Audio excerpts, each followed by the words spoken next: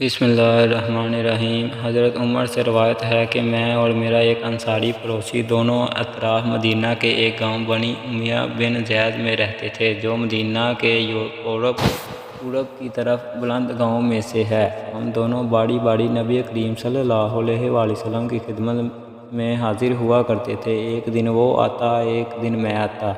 جس دن میں آتا اس دن کی وحی کی اور رسول اللہ صلی اللہ علیہ وآلہ وسلم کی فرمودہ دیگر باتوں کی اس کو خبر دے دیتا تھا، اور جب وہ آتا تو وہ بھی اسی طرح کرتا۔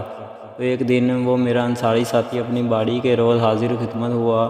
جب وہ واپس آیا تو اس نے میرا دروازہ بہت زور سے کھٹکایا اور میرے بارے میں پوچھا کہ کیا عمر یہاں ہے؟ میں گھبرا کر اس کے پاس آیا۔ وہ کہنے لگا کہ ایک بڑا معاملہ پیش آ گیا ہے، یعنی رسول اللہ صلی اللہ علیہ وآلہ وسلم نے اپنی بیویوں کو طلاق دے دی ہے۔ پھر میں اپنی بیٹی حفصہ کے پاس گیا اور وہ رو رہی تھی۔ میں نے پوچھا کیا تمہیں رسول اللہ صلی اللہ علیہ وآلہ وسلم نے طلاق دے دی ہے؟ وہ کہنے لگی میں نہیں جانتی۔ پھر میں نبی کریم صلی اللہ علیہ وآلہ وسلم کی خدمت میں حاضر ہوا۔ میں نے کھڑے کھڑے کہا کیا آپ صلی اللہ علیہ وآلہ وسلم نے اپنی بیویوں کو طلاق دے دی ہے؟ آپ صلی اللہ علیہ وآلہ وسلم نے فرمایا نہیں، یہ فوا غلط ہے۔ تب میں نے تعجب سے کہا اللہ اکبر، اللہ بہت بڑا ہے۔